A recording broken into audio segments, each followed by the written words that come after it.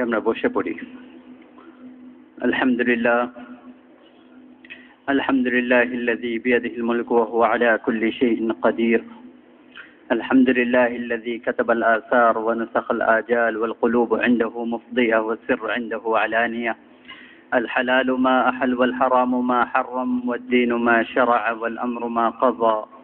الخلق خلقك والعبد عبدك أنت الله الرؤوف الرحيم. ونشهد أن لا إله إلا الله وحده لا شريك له ونشهد أن سيدنا ومولانا محمدا عبده ورسوله أرسله بالحق بشيرا ونذيرا وداعيا إلى الله بإذنه وسراجا منيرا. أما بعد فأعوذ بالله من الشيطان الرجيم. بسم الله الرحمن الرحيم. أفحسبتم أن تدخلوا الجنة ولما يأتكم مثل الذين خلوا من قبلكم مستهم البأساء والضراء وزلزلوا حتى يقول الرسول والذين آمنوا معه متى نصر الله ألا إن نصر الله قريب.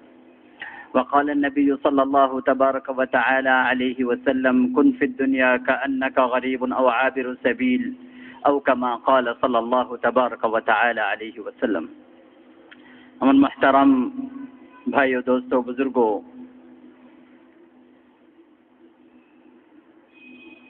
এই জগতে এমন একটা সময় ছিল যখন কিছুই ছিল না। না জমিন ছিল, না আসমান ছিল, না জান্নাত ছিল, না জাহান্নাম ছিল, না পাহাড় পর্বত, মানুষ, জিন, ইনসান কিছুই ছিল না। আল্লাহ তাআলা নিজের সত্তার সাথে একা ছিলেন। তারপরে একটা সময় আসবে, আবার একটা সময় আসবে যখন আবার কিছুই থাকবে না। আল্লাহ তাবারক ওয়া তাআলা সবকিছুকে বানিয়েছেন এবং আল্লাহ তাবারক ওয়া তাআলা এগুলা সবকিছুকে আবার ধ্বংস করে দিবেন। আল্লাহ তাবারক ওয়া তাআলা নিজের সত্তার সাথে একা বাকি থাকবেন, যেটাকে কিয়ামত বলা হয়।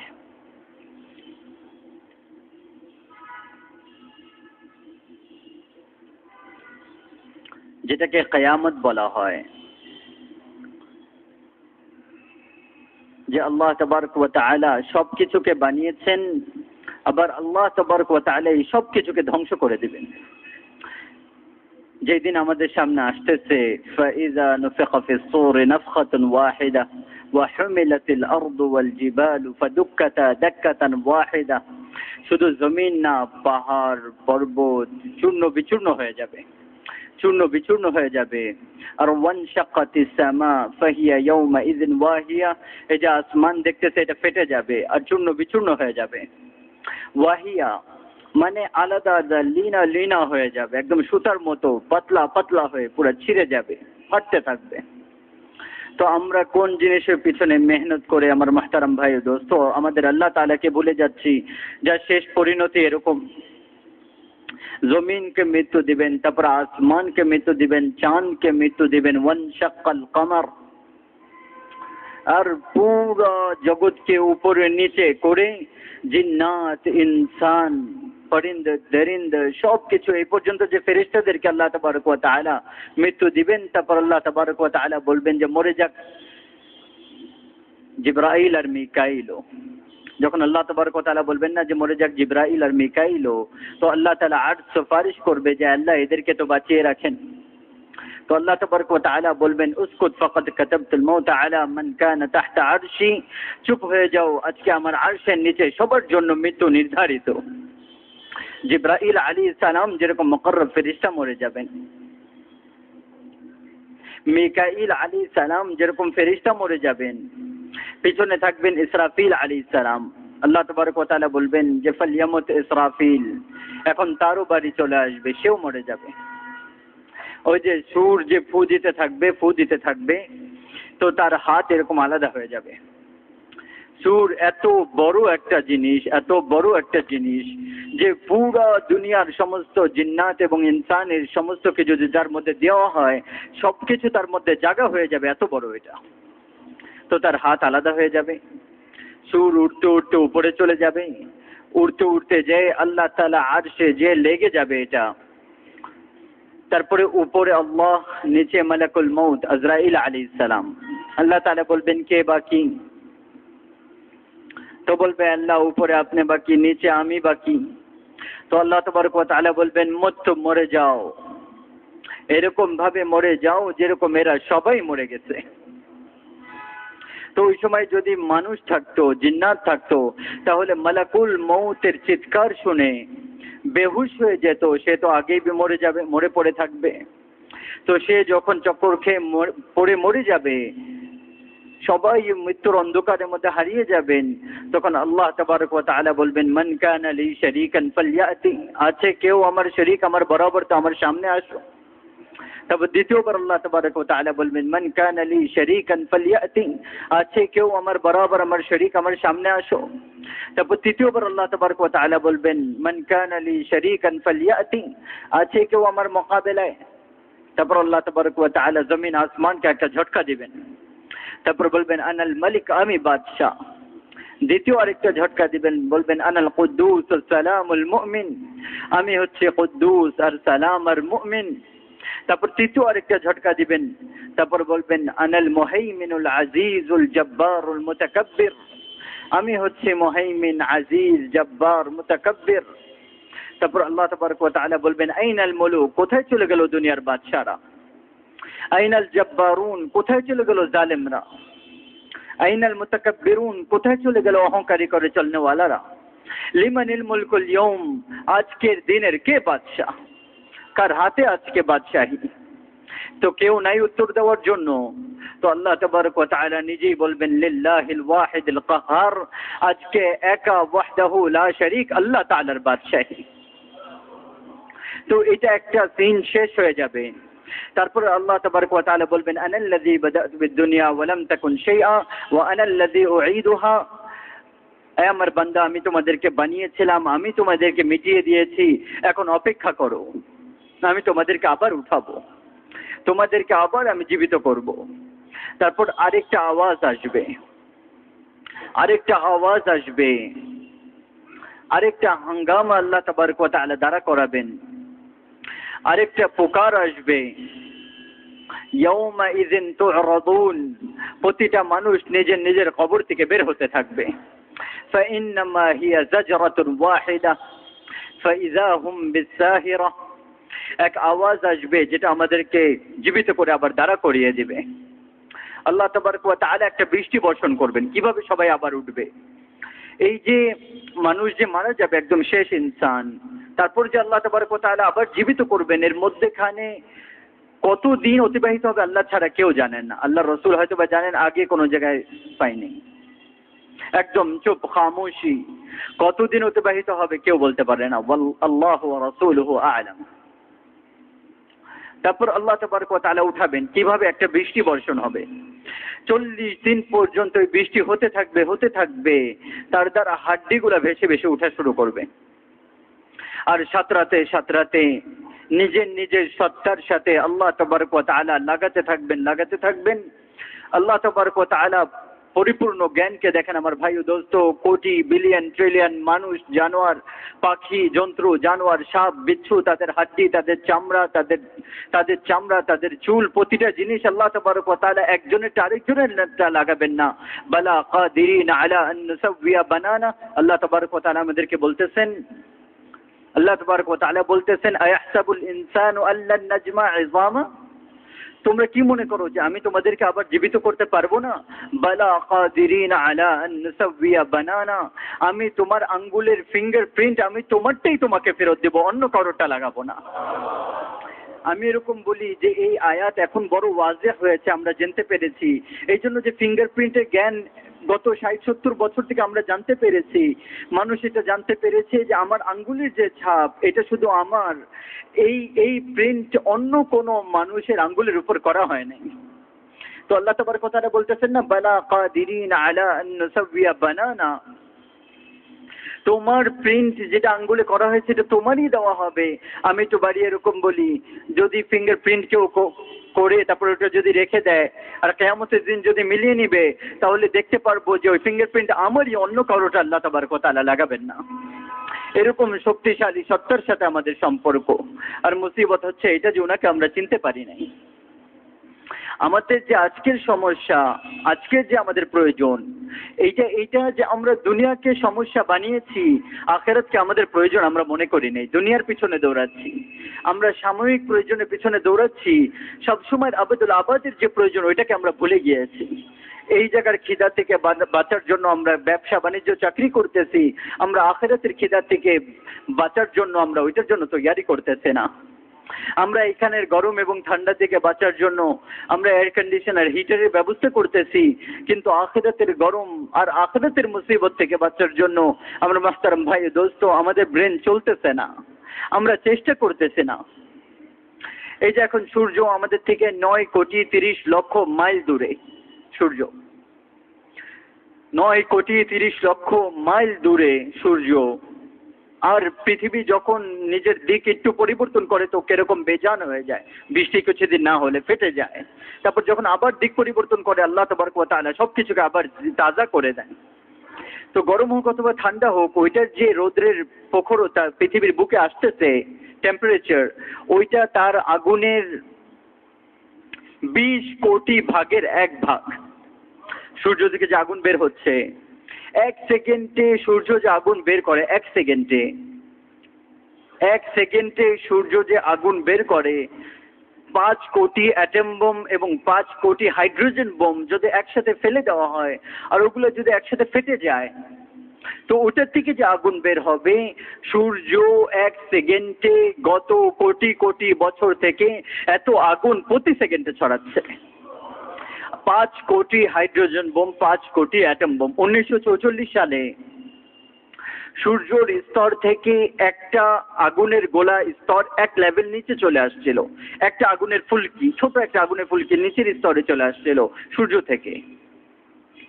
তো ওইটার পাওয়ার, ওইটার শক্তিকে, ওইটার এনার্জিকে দুনিয়ার মানুষরা ওজন করেছিল, মেপেছিল, ওই একটা আগুনের ফুলকির মধ্যে কতটুকু পাওয়ার। তো এই হিসাব বের হয়ে আসছিল যে এই একটা আগুনের গোলার পাওয়ারকে যদি দুনিয়ার মানুষ কাবু করে নিতে পারে, জমা করে নিতে পারে, তাহলে 6 মহাদেশের মানুষের জন্য 10 কোটি বছরের জন্য কারেন্ট যথেষ্ট হয়ে যাবে।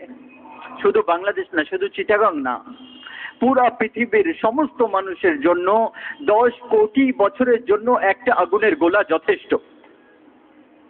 এই সূর্য আমাদের থেকে 9,30,00,000 মাইল দূরে আছে এখন, আর এটার 20 কোটি ভাগের 1 ভাগ পৃথিবীর বুকে পড়তেছে। তো আমরা পুড়ে যাচ্ছি, সহ্য করতে পারতেছে না। এটা যদি 4.5 কোটি মাইলের মধ্যে চলে আসে, তাহলে আমাদের এই পৃথিবী একটা ম্যাচের কাঠির মতো ছিট করে জ্বলে নাই হয়ে যাবে। সমস্ত বিল্ডিং, সমস্ত মার্কেট, সমস্ত পুরা পৃথিবীকে আল্লাহ তাবারক ওয়া তাআলা ধ্বংস করে দিবেন। তো মানুষ ধ্বংস হতে দেখা কোথায় যাবে? এই সূর্য 4.5 কোটি মাইলের মধ্যে আমাদেরকে ধ্বংস করে দেওয়ার শক্তি রাখে আল্লাহ তাআলা দেন। এই সূর্য কিয়ামতের দিন 1 মাইল উপরে চলে আসবে, আর আল্লাহ তাবারক ওয়া তাআলা আরশ ছাড়া কোনো ছায়া থাকবে না, আর মাথার উপর কোনো পাগড়ি আর টুপি ওড়না থাকবে না, পায়ের মধ্যে জুতা থাকবে না, শরীরে কাপড় থাকবে না, আর ছায়ার জন্য কোনো বারান্দা গাছ থাকবে না, পান করার জন্য কোনো পানি থাকবে না, একমাত্র আল্লাহ তাআলা আরশ ছাড়া কোনো ছায়া থাকবে না, হাউজে কাউসারে পানি ছাড়া পানি থাকবে না, আল্লাহ তাআলার পানা ছাড়া পানা থাকবে না। ওই দিনে গরমের থেকে বাঁচার তো আপনার আমার প্রয়োজন।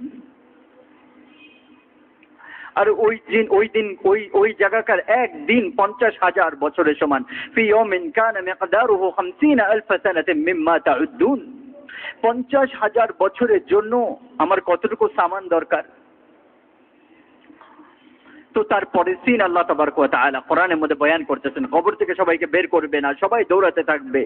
ইয়াউমা ইয়াফিরুল মারউ মিন আখিহি ওয়া উম্মিহি ওয়া আবিহি ওয়া সাহিবাতিহি ওয়া বানিহি লিকুল্লি ইমরিইম মিনহুম ইয়াউমাইযিন শা'নু ইউগনিহি। ওই দিন প্রতিটা ব্যক্তি একজন আরেকজন থেকে পালাতে থাকবে, মা ছেলে থেকে, ছেলে মা থেকে, স্বামী স্ত্রী থেকে, স্ত্রী স্বামী থেকে। তারপরে ওয়াজা রাব্বুকা ওয়াল মালাকু সাফফান সাফফা, আল্লাহ তাবারক ওয়া তাআলা হাশরের ময়দানে নিজের আরশ নিয়ে নাজিল হবেন। তারপর আল্লাহ তাআলা বলবেন, ইয়া ইবাদি ইন্নী আনসাবতু লাকুম মুনযু আন খালাকতুকুম। তোমরা জানো না আমি তোমাদেরকে চিটাগাঙ্গে বানিয়েছিলাম, তোমাদেরকে আমি কিছু বলি নাই, শুধু তোমাদেরকে দেখেছি আর শুনেছি। কে সেজদা করেছে, কে অস্বীকার করেছে, কে সত্য বলেছে, কে মিথ্যা বলেছে, কে অহংকারী করেছে, কে তাওয়াজু করেছে, কে হালাল কামাই করেছে, কে হারাম কামাই করেছে, কে সত্য বলেছে, কে মিথ্যা বলেছে, আমি শুধু দেখেছি, আমি কিছুই বলি নাই। আল ইয়াউমা আনসিতু লি, আজকে তোমরা চুপ থাকবে, আমি আল্লাহ বলবো। এখন আমি তোমাদের সমস্ত কাহিনী তোমাদের সামনে আনবো। তারপর আল্লাহ তাবারক ওয়া তাআলা বলবেন, জাহান্নামকে আনো, বুররিজাতিল জাহিম, দোজখ আসবে। আল্লাহ তাআলা বলবেন জান্নাত আনো, ওয়া উজলিফাতিল জান্নাতু লিল মুত্তাকিন, জান্নাত ডান দিক থেকে আসবে। তারপর বলবেন পুল সিরাত, ওয়া নাদাউল মাওয়াজিন আল কিসত, পাল্লা আনা হবে, মিজান, ওজন করার জন্য। তারপর আল্লাহ তাবারক ওয়া তাআলা বলবেন পুল সিরাত আনো, ওয়া ইম মিনকুম ইল্লা ওয়ারিদুহা কানা আলা রাব্বিকা হাতমান মাকদিয়া। এখন পুরো হাসরের ময়দান তৈয়ার হয়ে গেছে গুনাহগারকে শাস্তি দেওয়ার জন্য, আর নেককারকে তার বদলা দেওয়ার জন্য, জাযা দেওয়ার জন্য, পুরস্কার দেওয়ার জন্য, জুদ ও বখশিশের জন্য। জান্নাতের ঘ্রাণ উঠতে থাকবে, জাহান্নামের আগুন ভড়কাতে থাকবে, আর পাল্লা সামনে নড়তে থাকবে, পুলসিরাত হেলতে থাকবে, আর মানুষের পাও থরথর করে কাঁপতে থাকবে, একটার সাথে আরেকটা বাড়ি খেতে থাকবে। কোনো মানুষ ওই দিন যদি 70 জন নবীর আমল যদি নিয়ে আসবে, তারপরেও একবার সে ভয় এরকম বলবে যে হায় আমি মরে গেলাম, আমাকে বাঁচাও। আদম আলাইহিস সালাম যেরকম সত্য বলবে, আল্লাহ আমাকে বাঁচান, আমি কারো ব্যাপারে সুপারিশ করতেছি না। আদম আলাইহিস সালাম থেকে ঈসা আলাইহিস সালাম পর্যন্ত প্রতিটা নবী বলবে নফসি নফসি। একমাত্র হযরত মুহাম্মদ মুস্তাফা সাল্লাল্লাহু আলাইহি সাল্লাম বলতে থাকবেন যে ইয়া রাব্বি উম্মতি উম্মতি। আর না হলে ওই দিন সবাই নিজের জানের পিছনে পড়ে থাকবে। তারপর আল্লাহ তাবারক ওয়া তাআলা বলবেন আনা হোক। তো এক একজনকে তাদের ঘরের মধ্যে হাত দিয়ে ফেরেশতারা আল্লাহ তাবারক ওয়া তাআলার সামনে তাদেরকে দাঁড়া করাবে, বলবে আনো তার আমল, তার নেকি এবং তার বদি, তার মিথ্যা এবং সত্য, জিনা এবং পাক দামানি, জুলুম এবং ইনসাফ, নামাজ এবং নামাজকে ছাড়া, রোজা এবং রোজাকে ছাড়া, যাকাত এবং যাকাত না দেওয়া, হজ এবং হজ না করা, এই সমস্ত কিছু। আজকে এই যে আমরা টাকা পয়সাকে সম্পদ মনে করতেছি না, ওই দিন বুঝে আসবে যে টাকা পয়সা তো কোনো সম্পদ ছিলই না, সম্পদ তো আমল ছিল। তো খোদা না খাস্তা যদি নেকির পাল্লা হালকা হয়ে যাবে আর বদির পাল্লা ভারী হয়ে যাবে, তো ফেরেশতারা বলবে ফালান ইবনে ফুলানিন ফালান ইবনে ফুলানিন, অমুক অমুকের ছেলে, অমুক অমুকের মেয়ে, قد خفت موازينه, তার নেকি কম হয়ে গিয়েছে, ওয়াশাকিয়া শাকাআন, সে বাজি হেরে গিয়েছে, লা ইয়াসআদ বাদাহু আবাদা, আর কোনোদিন সে কামিয়াব হতে পারবে না, সফলতা অর্জন করতে পারবে না। আমার ভাই ও দোস্ত, এটা ভয়ঙ্কর একটা ঘোষণা হবে যে যার ব্যাপারে ঘোষণা হবে সে চক্করকে, যার মানুষরা যারা শুনতে থাকবে তারা চক্করকে পড়ে যাবে, আর যার ব্যাপারে ঘোষণা হবে তার কি অবস্থা হবে। যদি সে পুরুষ হবে, তার মুখের মধ্যে হাত দিয়ে তাকে এরকম ধরবে আর তাকে টানবে, তো তার পুরা ভিতর থেকে নাড়ি বুড়ি বের হয়ে চলে আসবে আর তাকে একদিকে ফেলবে। সে বলবে আমার উপর রহম করো। তো ফেরেশতা বলবে রহমান রহম করো নাই, আমরা কিভাবে রহম করব। আর সে যদি মহিলা হবে নাকাম, তাহলে তার মাথার উপরে চুল ধরবে আর এক ঝটকা দিবে, তার ভিতর থেকে মাথার খুলি বের হয়ে চেহারার উপর চলে আসবে, একদিকে ফেলবে। সে বলবে রহম করো, বলবে রহমান তোমার উপর রহম করে নেই, আমরা কিভাবে করব। তো আল্লাহ তাবারক ওয়া তাআলা বলবেন খুযুহু, ধরো এদেরকে, ফাগুল্লুহু, ভালো মতো বাঁধো এদেরকে, সুম্মা ফি সিলসিলাতিন যারউহা 70 যিরাআন ফাসলুকুহু, শিকলের মধ্যে এদেরকে যেটে বেঁধে দেওয়া হোক। খুযুহু ফাগুল্লুহু সুম্মাল জাহিমা সাল্লুহু, তাকে জাহান্নামের মধ্যে ভুনা হোক। সুম্মা ফি সিলসিলাতিন যারউহা 70 যিরাআন ফাসলুকুহু, আর তাকে জাহান্নামের মধ্যে লটকিয়ে দেওয়া হোক। যেরকম আমরা দেখি না যে বাইরে হোটেলওয়ালারা এরকম মুরগি ঝুলিয়ে রাখে আগুনের উপর, তো আল্লাহ বলতেছেন ফাসলুকুহু, এদেরকে কাবাবের মতো আগুনের মধ্যে ঝুলিয়ে দেওয়া হোক। এরা হচ্ছে নাকাম, ধ্বংস এদের জন্য। কোরআন আমাদেরকে এটা বলতেছে। তাদের পোশাক কি হবে? কুত্তিআত লাহুম সিয়াবুম মিন নার, তাদের কাপড় আগুনের হবে। সারাবিলুহুম মিন কাতিরান, তাদের সেলওয়ার আগুনের হবে। তাগশা ওয়ুজুহুহুমুন নার, তাদের মাথার উপর দেওয়া টুপি আগুনের হবে। তাদের আপোষে কথাবার্তা ইয়াকফুরু বা'দুহুম বিবা'দিন ইয়ালআনু বা'দুহুম বা'দা, একজন একজনকে দোষারোপ করতে থাকবে। ওয়া ইয়ালআনু বা'দুহুম বা'দা, একজন একজনকে গালিগালাজ করতে থাকবে। তাদের বিছানা লাহুম মিন জাহান্নামা মিহাদ, আগুনকে একত্রিত করে বিছানা বানানো হবে।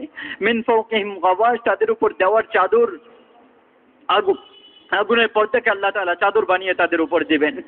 তাদের কামরা রুম নারান আহাতা বিহিম সুরাদিকুহা, আগুনের মোটা মোটা দেওয়াল দিয়ে আল্লাহ তাবারক ওয়া তাআলা রুম বানাবেন।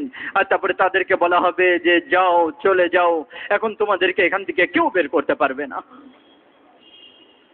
হাদিসের মধ্যে এরকম আসছে, যদি জাহান্নামীদেরকে বলা হয় যে দুনিয়ার মধ্যে বালুর যত কণা আছে এত বছর তোমাদেরকে দোজখে রেখে ছেড়ে দেওয়া হবে, সে খুশি হয়ে যাবে।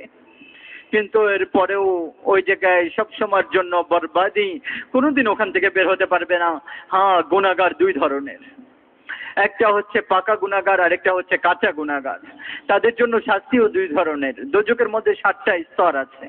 সবার উপরে হচ্ছে জাহান্নাম, তারপরে হচ্ছে হুতামা, তারপরে হচ্ছে লাযা, তারপরে হচ্ছে সাঈর, তারপরে হচ্ছে সাকার, তারপরে হচ্ছে জাহিম, আর একদম নিচে হচ্ছে হাবিয়া। এই যে 6টা যে নিচে, এটাকে এরকম বলা যেতে পারে সেন্ট্রাল জেল। আর উপরে যেটা, এটা হচ্ছে জাহান্নাম, হাওয়ালাত। এটাকে বন্টন কিভাবে করা হয়েছে, যে একদম নিচে হচ্ছে হাবিয়া, এটা হচ্ছে মুনাফিকিনদের জন্য, আব্দুল্লাহ ইবনে উবাই এবং তার সাথীদের জন্য। তার উপরে হচ্ছে জাহিম, এটা হচ্ছে মুশরিকিনদের জন্য, আবু জেহেল এবং তার সাথীরা। আর তার উপরে হচ্ছে সাকার, এটা হচ্ছে মাজুসিদের জন্য, অগ্নি পূজারক। তার উপরে হচ্ছে সাঈর, এটা হচ্ছে সাবিনদের জন্য, গাছকে পূজা করে, গরুকে পূজা করে। আর তার উপরে হচ্ছে লাযা, এর মধ্যে ইহুদিরা যাবে। আর তার উপরে হচ্ছে হুতামা, এই জায়গায় খ্রিস্টানরা যাবে। এই 6 স্তরের মধ্যে যারা চলে যাবে, এরা কোনোদিন এখান থেকে বের হতে পারবে না। এদের এখান থেকে বের হওয়া অসম্ভব, এদের জন্য ধ্বংস সব সময়ের জন্য, তাদের তকদির হয়ে যাবে। আর একদম উপরে হচ্ছে জাহান্নাম। জাহান্নাম কাদের জন্য? আহলে ঈমান মুসলমানদের জন্য। কোন মুসলমান? কাবিল থেকে নিয়ে প্রথম দোজখী দুনিয়ার মধ্যে, দুনিয়ার সর্বপ্রথম জাহান্নামে কাবিল, যে হাবিল নিজের ভাইকে খুন করেছিল, কাবিল থেকে নিয়ে একদম শেষ ঈমানওয়ালা জুহাইনা, যার ব্যাপারে আল্লাহর নবী বলেছিলেন যে একদম শেষে যাকে জাহান্নাম থেকে ঈমানওয়ালা বের করা হবে আর তাকে জান্নাতে দেওয়া হবে, সে আমার উম্মতের ব্যক্তি হবে, যার নাম জুহাইনা হবে, যার গোত্র জুহাইনা হবে, তার নামও জুহাইনা হবে। তো হুজুর তো তারপরে কথাও বলেছেন যে আমি যেন আমার চোখ দিয়ে এরকম দেখতেছি, আল্লাহ দেখিয়ে দিয়েছেন যে জাহান্নামকে তাকে টেনে টেনে বের করা হচ্ছে। তো আল্লাহ তাবারক ওয়া তাআলা তার পরের দৃশ্য আমাদের নবীকে দেখিয়ে দিয়েছেন যে কাবিল সর্বপ্রথম, জুহাইনা একদম শেষ। এর মধ্যেখানে যত পুরুষ মহিলা নাফরমান গুনাহ করে তওবা করা ছাড়া মরে যাবে, তাদের সবাইকে জাহান্নামের মধ্যে দেওয়া হবে।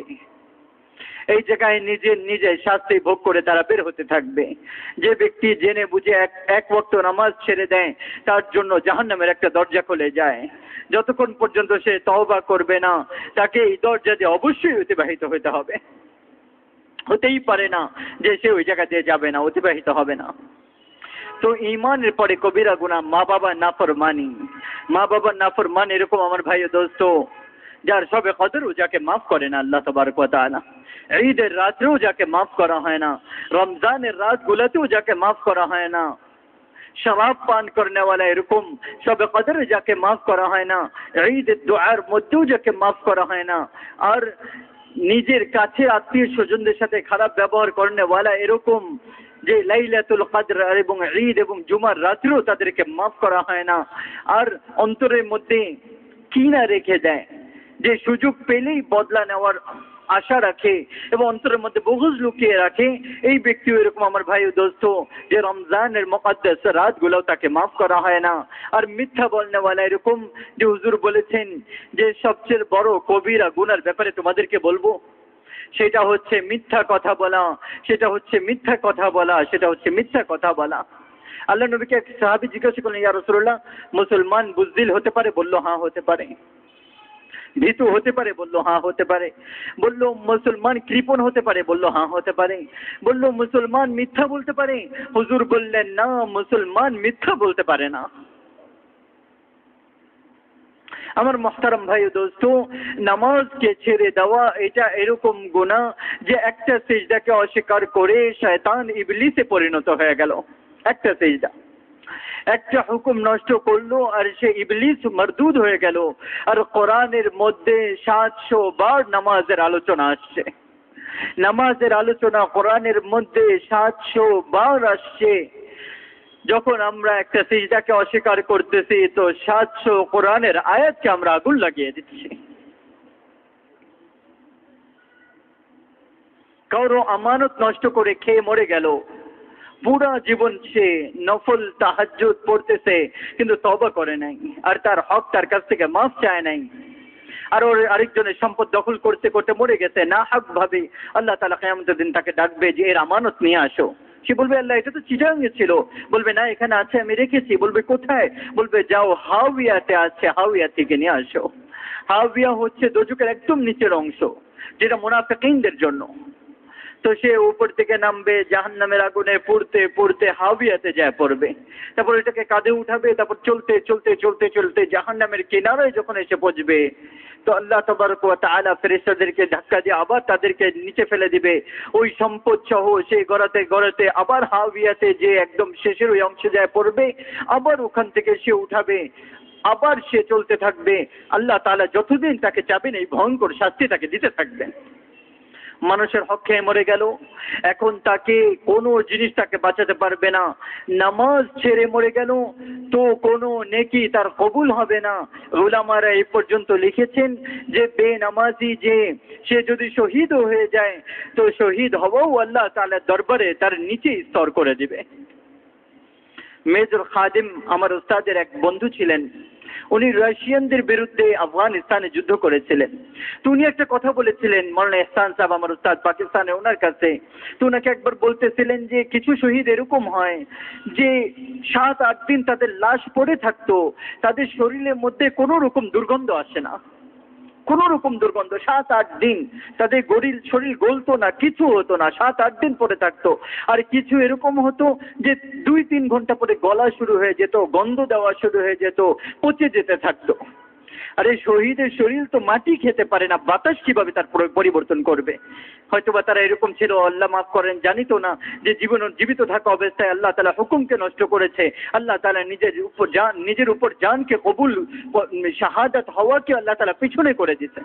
এটার মানে এটা না যে কবুল করেন নাই, কবুল করেছেন, কিন্তু নামাজকে ছেড়ে দেওয়ার কারণে তাদের নামাজকে আল্লাহ তাআলা দরবারে তার দাম কমিয়ে তাদেরকে আল্লাহ তাআলা নিচে করে দিয়েছেন। তো কবিরা গুনাহ করে যারা মরে যাবে তাদের এই অবস্থা। তারপর আল্লাহ তাবারক ওয়া তাআলা তারা জাহান্নামে যাবে, তারপর তাদেরকে 1 জন 2 জন 1000 শত কোটি কোটি বের করতে থাকবেন। তাদের যখন শাস্তি শেষ হওয়ার সময় হবে তো আল্লাহ তাবারক ওয়া তাআলা জিবরাইল আলাইহিস সালামকে বলবেন যে যাও জাহান্নামের অবস্থা দেখে আসো। উনি এসে দেখবেন তো এই উম্মত এবং যত আহলে ঈমান যারা জাহান্নামে গেছে, তওবা করে যারা মরে গেছে, জিবরাইল আলাইহিস সালামকে দেখবে বড় সুন্দর চেহারা। তো জাহান্নামের ফেরেশতাকে জিজ্ঞাসা করবে ইনি কে? তো জাহান্নামের ফেরেশতা বলবে উনি যিনি নবীদের কাছে ওয়াহী নিয়ে যেত, আখিরি নবীর কাছে ওয়াহী নিয়ে যেত, জিবরাইল আলাইহিস সালাম। এই উম্মতের গুনাহগার মুজরিম তারা জিবরাইল আলাইহিস সালামের কাছে কানবে, বলবে আল্লাহর ওয়াস্তে আল্লাহর নবীর কাছে আমাদের কথাকে পৌঁছিয়ে দাও, আমাদেরকে আগুন বরবাদ করে দিয়েছে। তো জিবরাইল আলাইহিস সালাম বড় পেরেশান হয়ে আসবেন। আল্লাহ তাআলা বলবেন কি দেখেছো? বলবে আল্লাহ বড় খারাপ অবস্থা দেখেছি। পেরেশানির কারণে খবর দেওয়া ভুলে যাবে। আল্লাহ তাআলা বলবেন তারা কিছু বলেছিল? বলবে হ্যাঁ তারা বলেছিল। আল্লাহ বলবেন কি বলেছিল? বলবে আমাদের নবীকে আমাদের কথা পৌঁছিয়ে দিও। তো আল্লাহ তাআলা বলবেন যাও তাড়াতাড়ি পৌঁছাও। তো জিবরাইল আলাইহিস সালাম জান্নাতে আসবেন, আল্লাহ নবীকে বলবেন যে আপনার উম্মত এই অবস্থায় আছে। তো ওই সময় আল্লাহ তাআলা দরবারে আল্লাহর রাসূল আবার সিজদায় পড়বেন আর আল্লাহ তাআলাকে বলবেন আল্লাহ আমার উম্মত, আল্লাহ আমার উম্মত। তো আল্লাহ তাবারক ওয়া তাআলা বলবেন আচ্ছা যাও, যার অন্তরে একটা ধান পরিমাণ ঈমান আছে তাকে বের করে আনো। তো হুজুর তাশরীফ আনবেন আর ভরে ভরে বের করতে থাকবেন। তারপর আবার বাকি থাকবে, বলবে আল্লাহ আমার উম্মত। তো আল্লাহ বলবেন আচ্ছা যাও, যার অন্তরে একটা সরিষার দানা পরিমাণ ঈমান আছে তাকেও বের করে আনো। তারপর আবার আসবেন, বের করতে থাকবেন, তারপরেও বাকি থেকে যাবে। তারপর বলবে আল্লাহ আমার উম্মত। তো আল্লাহ তাবারক ওয়া তাআলা বলবেন আচ্ছা যাও, যার অন্তরে সরিষার দানার 1 অংশ পরিমাণ ঈমান আছে তাকেও বের করে আনো। তো আবার আসবেন, আবার বের করতে থাকবেন, জাহান্নাম থেকে বের করে জান্নাতে দিতে থাকবেন, তারপরেও কিছু বাকি থাকবে, বলবে আল্লাহ আমার উম্মত। তো আল্লাহ তাবারক ওয়া তাআলা বলবেন বাস তোমার বাড়ি শেষ, এখন আমি আল্লাহ নিজে বের করব। তো আল্লাহ তাআলা 3 লাফ ভরে জাহান্নাম থেকে বের করবেন আহলে ঈমানদেরকে, এরকম ভাবে লাফ, 3টা লাফ গায়বী। কিন্তু এটা আমার ভাই ও দোস্ত, এই যে হাওয়ালা যেটা, এইটা এরকম ভয়ঙ্কর যে জাহান্নামের মধ্যে যদি সুয়ের মাথা পরিমাণ ফুটা করে দেওয়া হয়, তাহলে তার মধ্যে থেকে যে আগুন বের হবে পুরা জগৎকে জ্বালিয়ে একদম ছারখার করে দিতে পারে। তো আমার মহতারাম ভাই ও দোস্ত, ওইটা একটা আদালত, যে জায়গায় আমাদের সবাইকে দাঁড়াতে হবে। আচ্ছা, তারপরে যদি কারো নেকির পাল্লা ভারী হয়ে যায়, নেকির পাল্লা ভারী হয়ে যায়, ফেরেশতারা ওজন করবে আর নেকি ভারী হয়ে যাবে, তো বলা হবে অমুকের ছেলে অমুক, অমুক অমুকের মেয়ে قد ثقلت موازينه وسعد سعادة لا يشقى بعدها أبدا, যে অমুক অমুকের ছেলের নেকি বেড়ে গিয়েছে, সে সফলতা অর্জন করেছে আর কোনোদিন সে নাকাম ধ্বংস হবে না। এই ঘোষণা হওয়ার সাথে সাথে যাবে তো এরকম উলঙ্গ আর শরীর ছোট থাকবে, তো আল্লাহ তাবারক ওয়া তাআলা একদম বলবেন যে দিয়ে দাও একে আদম আলাইহিস সালামের লম্বাই। তো তার শরীর এরকম ভাবে বাড়তে থাকবে যেরকম ক্রেনের মধ্যে থেকে ক্রেন যেরকম বের হতে থাকে, লম্বা হতে থাকে, 130 ফুটে যায় সে থামবে। ইউসুফ আলাইহিস সালামের সৌন্দর্য তো পুরা চেহারা হুসনে ইউসুফ দিয়ে পরিবর্তন হয়ে যাবে। কলবে আইয়ুব তো অন্তর আইয়ুব আলাইহিস সালামের মতো বানিয়ে দেওয়া হবে। লাহনে দাউদ তো দাউদ আলাইহিস সালামের সুমধুর কণ্ঠ দেওয়া হবে, তো তার আওয়াজ দাউদ আলাইহিস সালামের মতো মিষ্টি হয়ে যাবে।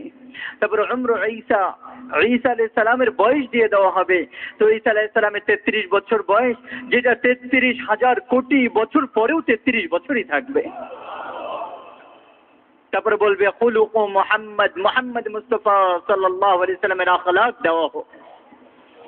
এইটা একদম আল্লাহ তাবারক ওয়া তাআলা একজন জান্নাতীকে দিয়ে দিবেন। আদম আলাইহিস সালামের লম্বাই, ইউসুফ আলাইহিস সালামের সৌন্দর্য, দাউদ আলাইহিস সালামের কণ্ঠ, আইয়ুব আলাইহিস সালামের অন্তর, ঈসা আলাইহিস সালামের বয়স, আমাদের নবী পাক সাল্লাল্লাহু আলাইহি সাল্লামের মোবারক চরিত্র, এবং তার সাথে 5টা পরিবর্তন আরো আসবে জান্নাতে যাওয়ার পরে। পুরুষদের পুরো শরীরে পশম গায়েব হয়ে যাবে, জুরদুন, শুধু ভৌরু চোখের পলক আর হালকা মোজ থাকবে, আর দাড়ি গায়েব হয়ে যাবে, দাড়িও গায়েব হয়ে যাবে। জান্নাতে, দুনিয়াতে বলছে দাড়ি রাখো, দুনিয়াতে বলছে নামাজ পড়ো, কিন্তু জান্নাতে নামাজ থাকবে না, দাড়ি থাকবে না, মাথার চুল হালকা কোকড়ানো হয়ে কাঁধ পর্যন্ত চলে আসবে, মুকাহ্হালিন হালকা সুরমা লেগে যাবে চোখে। আল্লাহ তাআলা বলবেন পরাও এদেরকে জান্নাতে জোড়া, তো 100 জোড়া পরানো হবে। 100 জোড়া উঠাবে কিভাবে? ওজন। জান্নাতের কাপড় যেটা, সেটা ম্যাটার হচ্ছে নূর, আলো, সেটা সুতা নূর থেকে বের করে দেওয়া হয়েছে, নূরে কোনো ওজন নাই। পলিস্টারের ওজন আছে, সুতার ওজন আছে, কিন্তু নূরের কোনো ওজন নাই। ওটা থেকে সুতা বানানো হবে, ওইটাতে লেবাস বানানো হবে, 100 জোড়া পরানো হবে। তারপর বলবে তার মাথার উপর তাজ পরাও, তার মাথায় তাজ পরানো হবে সম্মানের, যার সবচেয়ে ছোট মতি পুরা জগৎকে আলোকিত করে দিবে। দুনিয়ার সবচেয়ে বড় ডায়মন্ড যেটা আমি দেখেছি সাউথ আফ্রিকাতে কিম্বারলিতে, এত বড় একটা ডায়মন্ড। আপনারা যারা দেখেছেন বিগ হোল একটা জায়গা আছে, ওখানে আমাদের এক সাথী নিয়ে গেল দেখানোর জন্য। তো ওই জায়গায় একটা রুমের মধ্যে রাখা আছে ওই ডায়মন্ড, ওই হীরার টুকরাটা, তো তার চারপাশে 3-4 ফুটের মধ্যে তার আলো ছড়াচ্ছে। তা আমি বললাম এটা তো দুনিয়ার সবচেয়ে বড় হীরা ডায়মন্ড, এটা 3-4 ফুটের মধ্যে আলো ছড়াচ্ছে। আল্লাহ তাআলা জান্নাতের তাজের সবচেয়ে ছোট হীরা যেটা হবে, ওইটা পুরো জগৎকে আলোকিত করে দেবে। তা পুরা ঠিক হয়ে যাবে। তারপর বলবে যে যাও তোমার পরিবারকে বলো তুমি পাস করে ফেলছো। তো সে নিজের পরিবারের কাছে হাসরে ময়দানি দৌড় দিয়ে আসবে, ইয়ানকালিবু ইলা আহলি মাসরুরা, আর বলবে হ্যাঁ, এটা না তার খুশির একটা বাহির প্রকাশ, অনুভূতিকে আল্লাহ তাআলা আওয়াজ দিয়ে দিয়েছেন, হ্যাঁ, আল্লাহ তাআলা আওয়াজ দিয়ে দিয়েছেন, নারা লাগাবে সে, হ্যাঁ। তার পরিবার বলবে কি হয়েছে? সে বলবে ইকরাউ কিতাবি, আরে দেখো দেখো আমার পেপার দেখো, আমার পেপার দেখো, আমি 100-র মধ্যে 100 পেয়েছি, দেখো। এটা রেজাল্ট বের হলো না, ছেলেরা দৌড় দিয়ে এসে নিজের মা বাবাকে দেখাচ্ছে, দেখো দেখো দেখো আমি পাস করেছি।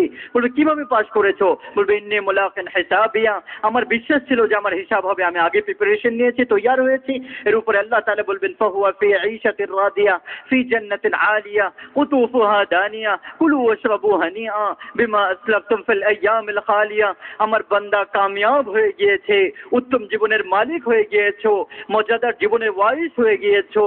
যাও আমার বান্দা, তুমি চিটাঙ্গে আমাকে রাজি করেছিলাম, আজকে আমি তোমাকে রাজি করে দেব, খাও পান করো মজা করো, তোমাদের আর কোনো কাজ নাই। খাবা বাথরুমে যেতে হবে না, পান করবা পেশাব হবে না, থাকবা, মৃত্যু আসবে না, জওয়ানি থাকবে, বার্ধক্যতা আসবে না, জীবন থাকবে, মৃত্যু আসবে না, সুস্থ থাকবা, অসুস্থতা আসবে না, বাকি থাকবা, ফানা হবে না। সব সময়ের জন্য আল্লাহ তাবারক ওয়া তাআলা সুন্দর জীবনের ওয়ারিস বানায় বলবে, আসো আমার বান্দা, আমার মেহমান খানায় আসো। রাসূলুল্লাহ সাল্লাল্লাহু আলাইহি ওয়াসাল্লাম বলেছেন, আমি সবার আগে জান্নাতে ঢুকবো। সমস্ত নবীর উপর জান্নাত হারাম যতক্ষণ পর্যন্ত আমার কদম না ঢুকে যাবে, এবং সমস্ত উম্মতের উপর জান্নাত হারাম যতক্ষণ পর্যন্ত আমার উম্মতের না প্রবেশ করে নেবে।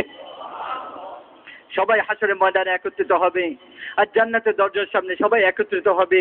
আগে আগে আল্লাহর রসুল, পিছনে পিছনে তার উম্মত, আর সমস্ত নবীরা এবং তাদের উম্মতরা জান্নাতের দরজার উপর পৌঁছবে। জান্নাতের দরজায় সবাই দাঁড়িয়ে থাকবে, আল্লাহর রসুল সামনে থাকবেন, আর তার পিছনে উম্মত থাকবে। জান্নাতের দরজার মধ্যে দুইটা নহর থাকবে, দুই দিকে। একটা দিকে পানি পান করবে সবাই, তো তাদের ভিতরে অন্তরের এবং পাখানা পেশাব সব ঠিক সব শেষ হয়ে যাবে, পবিত্র হয়ে যাবে। আরেকটাতে অজু করবে, তো অজু করার সাথে সাথে তাদের চেহারার মধ্যে এরকম তাজগি আসবে যে কোটি বছর অতিবাহিত হয়ে যাবে, তাদের চেহারার উপর কোনো রকম ভাঁজ পড়বে না, কোনো রকম হয়রানি আসবে না, তারা কোনো সময় মুরঝিয়ে যাবে না, বুড়া হবে না। একটা পান করবে ভিতরে সাফ, আরেকটাতে অজু করবে বাহির সাফ। এখন জান্নাতের দরজা খুলবে কে? ভিতরে কিভাবে যাব? তো আপোষে পরামর্শ করবে, আরে ভাই ভিতরে কিভাবে যাব, দরজা বন্ধ। তো সবাই বলবে চলো আদম আলাইহিস সালামের কাছে যাই। তারপরে ওই জায়গায় আবার আল্লাহ তাবারক ওয়া তাআলা আমাদের নবীর সম্মানকে দেখাবেন। আদম আলাইহিস সালামের কাছে সবাই যাবে, দাদা যান দরজা খোলান, বলবে আমি পারবো না, অন্য কারোর কাছে যাও। ইব্রাহিম আলাইহিস সালাম, নূহ আলাইহিস সালাম, জাকারিয়া আলাইহিস সালাম, মুসা আলাইহিস সালাম, এক একজন নবীর কাছে এই সমস্ত উম্মত যেতে থাকবে, বড় লম্বা চওড়া লিস্ট, এক একজনের কাছে যেতে থাকবে। একদম শেষে মুহাম্মদ মুস্তাফা সাল্লাল্লাহু আলাইহি সাল্লামের কাছে সবাই যাবে, বলবে ইয়া রাসূলুল্লাহ, আপনি আমাদের জন্য জান্নাতের দরজা খুলে দেন। রাসূলুল্লাহ সাল্লাল্লাহু আলাইহি সাল্লাম বলবেন যে হ্যাঁ, আমি তোমাদের জন্য খুলে দেব। তখন আল্লাহ তাবারক ওয়া তাআলা উনি বলবেন যে আল্লাহ, আপনার উম্মত, আপনার বান্দারা আমার উম্মত এবং অন্য নবীর উম্মতরা জান্নাতে যেতে যাচ্ছে, দরজা খুলে দেন। তো আল্লাহ তাবারক ওয়া তাআলা রাসূলুল্লাহ সাল্লাল্লাহু আলাইহি ওয়াসাল্লামের দ্বারা জান্নাতকে খুলবেন এবং তার পিছনে উম্মতরা ঢুকবে। ফেরেশতারা সালাম করতে থাকবে, হুররা ইস্তেকবাল করতে থাকবে, গিলমান জানাব এরকম দাঁড়িয়ে থাকবে, আর সবাই নিজের নিজের সওয়ারির উপর উঠে আল্লাহ তাআলা তাদের যে মাকাম, তাদের যে সম্মান, তাদের জায়গা দিয়েছে ওই জায়গায় যেতে থাকবে। আল্লাহ তাআলা তাদেরকে ইস্তেকবাল করবে, ফেরেশতারা ইস্তেকবাল করবে। আল্লাহ তাআলা বলবে, আমার বান্দা আমি তোমাদের উপর রাজি হয়ে গেছি, আর কোনোদিন নারাজ হব না। আমার মুহতারাম ভাই দোস্ত, ওই পর্যন্ত আমাদের প্রয়োজন। আর আমাদেরকে আল্লাহ তাবারক ওয়া তাআলা পরিপূর্ণ পথ প্রদর্শক দিয়েছেন রাসূলুল্লাহ সাল্লাল্লাহু আলাইহি সাল্লাম, রাহবার। ওনার কোনো জীবনের অংশ লুকায়িত নাই। আমরা এটা বলতেছি ওনার পিছনে আমরা চলি, ওনার পিছনে আমরা চলি। আমরা কোনো দলের পিছনে চলবো না, কোনো জামাতের পিছনে না, কোনো দেশের পিছনে না। আমরা তো এটা বলি আমার মুহতারাম ভাই দোস্ত, আল্লাহ তার রাসূলের তরিকার মধ্যে চলে আসি। যে তরিকা পছন্দ করে ওইটার পিছনেই চলি। আমরা তো কোনো মাসলা বয়ান করি না। আজকে এই জিনিস উম্মতের মধ্যে ঘৃণাকে পরওয়ান চড়িয়ে দিয়েছে, দলে দলে বিভক্ত হয়ে গেছে আজকে আমরা। আল্লাহ তাবারক ওয়া তাআলা এই উম্মতকে তো রাসূলুল্লাহ সাল্লাল্লাহু আলাইহি সাল্লামের উম্মতের মধ্যে সবাইকে এক চাদরের মধ্যে নিয়ে নিয়েছেন, এক চাদরের মধ্যে নিয়ে নিয়েছেন। রাসূলুল্লাহ সাল্লাল্লাহু আলাইহি সাল্লামের উম্মতি আমরা।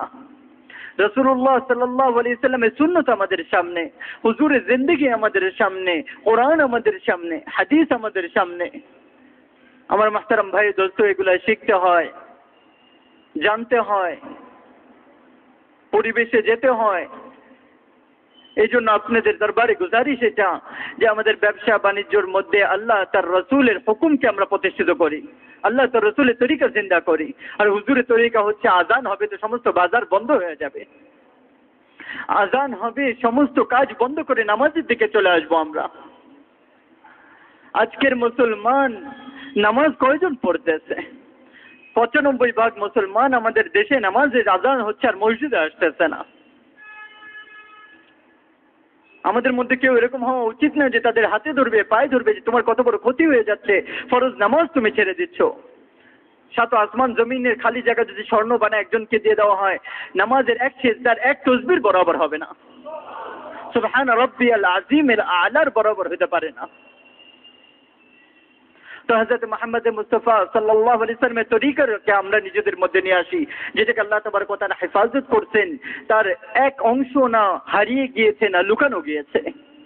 মাসাইলের মধ্যে উম্মতের মধ্যে ইখতিলাফ আছে, কিন্তু রাসূলুল্লাহ সাল্লাল্লাহু আলাইহি ওয়াসাল্লামের জীবন কিভাবে অতিবাহিত করেছেন এটা তো আমাদের সামনে আল্লাহ তাবারক ওয়া তাআলা পরিষ্কার বয়ান করে দিয়েছেন। তো হুজুরের তালিমাত, হুজুরের হাদিস, হুজুরের সত্তাকে কিভাবে হেফাজত করতেন আমি একটু নমুনা দিতেছি। যে হুজুর সাল্লাল্লাহু আলাইহি ওয়াসাল্লামের এই জন্য বলতেছে আমি যে আল্লাহ মাফ করেন, অনেক কথা হয়তো বা এরকম হয়েছে যে আপনারা বলবেন কোথা থেকে বানায় বানায় বলতেছে, মা সামি'না বিহাযা, আমরা তো শুনি নাই কোনোদিন এরকম। কয়েকদিন আগে আমাকে ছেলে সুইডেন থেকে আমাকে চিঠি পাঠালো যে আপনি যে জায়গায় বয়ান করেছিলেন এটা তো আমরা এই হাদিস তো কোনো জায়গায় পাই নাই, আমরা তো শুনি নাই। তো আপনার কাছে যদি কোনো দলিল প্রমাণ থাকে তাহলে আপনি একটু দেন, তাদেরকে দেখাই। তো আমি কিতাব বের করে ওটা ফটোস্ট্যাট করে ফ্যাক্স করে দিলাম, বললাম এটা পাঠিয়ে দাও এক্ষুনি ওদের কাছে। আমার মুহতারাম ভাই ও দোস্ত, আল্লাহর ফজলে আল্লাহ তাবারক ওয়া তাআলা আমাদেরকে কোরআন আর হাদিসের ইলম দিয়েছেন। উলামা ইকরামরা আছে এখানে, কোরআন আর হাদিসের ইলম এরকম যে এর মধ্যে কোনোদিন কোনো পরিবর্তন আসবে না। আজকে 1400 বছর পরেও তার মধ্যে জের ও জবরের কোনো পরিবর্তন আসে না। আর দুনিয়ার জ্ঞান তো পরিবর্তিত। ইঞ্জিনিয়ারের ডিগ্রি 20 বছর আগে যে পড়ছে এখন যদি সে প্র্যাকটিসে না থাকে পরিবর্তন হয়ে গেছে। ডক্টরের ডিগ্রি সে 10 বছর আগে পড়েছে, সব পরিবর্তন হয়ে গেছে। দুনিয়ার সবকিছু মানুষের ব্রেন থেকে বের হয়েছে, কিন্তু আল্লাহ তাবারক ওয়া তাআলার কালাম কোরআন আর হাদিস এর মধ্যে তো কোনো রকম পরিবর্তন আসতে পারে না। তো আমরা যে কোরআন আর হাদিস পড়েছি, আমরা শুধু পড়ি নাই, বলকে আমার থেকে আমার উস্তাদ, তার উস্তাদ, এরকম ভাবে হযরত মুহাম্মদ মুস্তাফা সাল্লাল্লাহু আলাইহি সাল্লাম পর্যন্ত সবকিছু আল্লাহ তাআলা হেফাজত করে দিয়েছেন। দেখেন, আমি আপনাদের কাছে শুধু কিতাব থেকে পড়ে বলতেছি না, বলকে সিনা বসিনা আমি কার কাছে পড়েছি হাদিস, উনি কার কাছে পড়েছেন, উনি কার কাছে পড়েছেন। আমি বুখারী শরীফ আল্লামা আজিজুল হক সাহেব দামাত বরকাতুমের কাছে পড়েছি, উনি আবু জাহির মুহাম্মদের কাছে পড়েছেন, উনি আনোয়ার শাহ কাশ্মীরি রহমতুল্লাহ আলাইহির কাছে পড়েছেন, উনি মাহমুদুল হাসানের কাছে পড়েছেন, উনি মোহাম্মদ কাসিমের কাছে পড়েছেন, উনি আব্দুল গনি মুজাদ্দিদির কাছে পড়েছেন, উনি শাহ ইসহাকের কাছে পড়েছেন, উনি শাহ আব্দুল আজিজের কাছে পড়েছেন, উনি শাহ ওয়ালিউল্লাহর কাছে পড়েছেন, উনি আবু তাহির মাদানির কাছে পড়েছেন, উনি ইব্রাহিম কুর্দির কাছে পড়েছেন, উনি আহমদ আল কাশাশির কাছে পড়েছেন, উনি আহমদ বিন আব্দুল কুদ্দুস আল মাওয়াহিব আশ-শান্নারির কাছে পড়েছেন, উনি আগে শামসুল ইসলাম মোহাম্মদ বিন আহমদ বিন আর-রামালির কাছে পড়েছেন, উনি আগে জৈনুদ্দিন জাকারিয়া বিন মোহাম্মদ ইয়াহইয়া আনসারির কাছে পড়েছেন, উনি আগে আবুল ফজল শিহাবুদ্দিন আহমদ বিন আলী বিন মোহাম্মদ বিন আহমদ বিন আলী বিন হাজার আল আসকালানি আল কানানির কাছে পড়েছেন, উনি আগে ইব্রাহিম আহমদ আত-তান্নুখির কাছে পড়েছেন, উনি আগে মুবারক আজ-জাবিদির কাছে পড়েছেন, উনি আগে আব্দুল আউয়াল বিন ঈসর বিন শুআইব বিন সাজাজি আল-হারাওয়ির কাছে পড়েছেন, উনি আগে আবুল হাসান মুজফফর আব্দুর রহমান বিন মুজফফর আদ-দাউদির কাছে পড়েছেন, উনি আগে আবু মোহাম্মদ আহমদ আস-সারখাসির কাছে পড়েছেন, উনি আগে আবু আব্দুল্লাহ মোহাম্মদ বিন ইউসুফ বিন মতর বিন সালেহ বিন বিশর আল-ফরবরির কাছে পড়েছেন। ইমাম ফরবরি বলেন যে আমি আবু আব্দুল্লাহ মোহাম্মদ বিন ইসমাইল বিন ইব্রাহিম ইমাম বুখারীর কাছে পড়েছি। ইমাম বুখারী রাহমাতুল্লাহি আলাইহি বলেন হাদাসানা হুমাইদি قال حدثنا سفيان قال حدثنا يحيى بن سعيد الأنصاري قال أخبرنا محمد بن إبراهيم التيمي أنه سمع علقمة بن الوقاص الليثي يقول سمعت عمر بن الخطاب رضي الله تعالى عنه على المنبر يقول سمعت رسول الله صلى الله عليه وسلم إنما الأعمال بالنيات। আমরা শুধু এদিক ওদিকের জ্ঞান পড়ে আপনাদেরকে বলতেছি না আমার ভাই ও দোস্ত, জিম্মাদারির সাথে বলতেছি। শুধু কিতাবের হাওয়ালা না আমার ভাই দোস্ত, বলকে 33-36 জন উস্তাদের হাওয়ালা দিয়ে আপনাদের সামনে পেশ করতেছি। আমি যে কথাগুলো বলতেছি এরকম ভাবে ফেলে দেওয়া যাবে না, এর মধ্যে কোনো রকম সন্দেহ নাই, এর মধ্যে কোনো রকম পরিবর্তন আসে নাই, এর মধ্যে কোনো রকম কেউ এটা বলতে পারবে না যে এটা কোথা থেকে আসলো। আমার মুহতারাম ভাই ও দোস্ত, ওই রসুলের পিছনে আমাদেরকে চলতে হবে।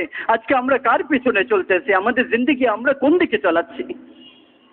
হুজুর আকরাম সাল্লাল্লাহু আলাইহি ওয়াসাল্লামের একটা তো হচ্ছে যে আমাদের থেকে হুজুরের পর্যন্ত উস্তাদ, এবং হুজুর আকরাম সাল্লাল্লাহু আলাইহি সাল্লাম পর্যন্ত সমস্ত উস্তাদের নাম, এবং কি হুজুর আকরাম সাল্লাল্লাহু আলাইহি সাল্লাম থেকে নিয়ে আদম আলাইহিস সালাম পর্যন্ত 10,000 বছরের সমস্ত বাবার নামকে আল্লাহ তাআলা হেফাজত করেছেন।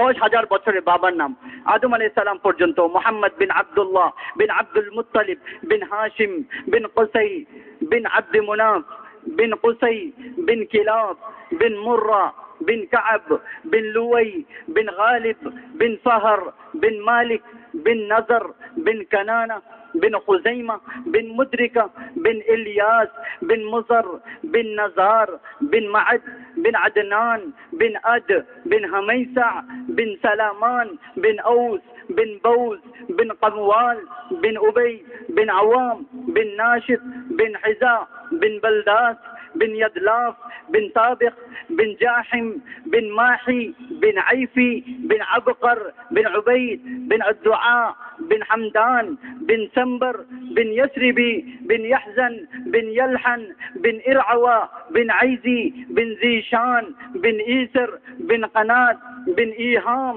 بن مقصر بن ناحز بن زارع بن سمي بن مزي بن عوز بن عرام بن قيدار بن إسماعيل عليه السلام بن إبراهيم عليه السلام بن آزر بن ناحور بن سروج بن عروق بن فائج بن عابر بن أرفقشاد بن شام بن نوح عليه السلام بن لامق بن متو صالح بن إدريس عليه السلام بن يارو بن ملهلئيل بن قينان بن آنوش بن شيث بن آدم عليه الصلاة والسلام।